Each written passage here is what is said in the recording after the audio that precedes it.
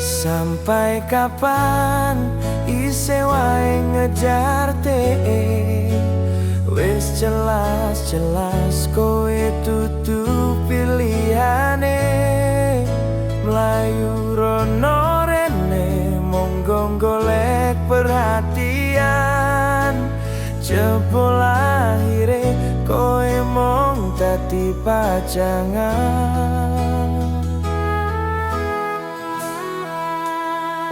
Wes mandeko ojo kakehan pola, wes mandeko ojo kelem dadi sampah.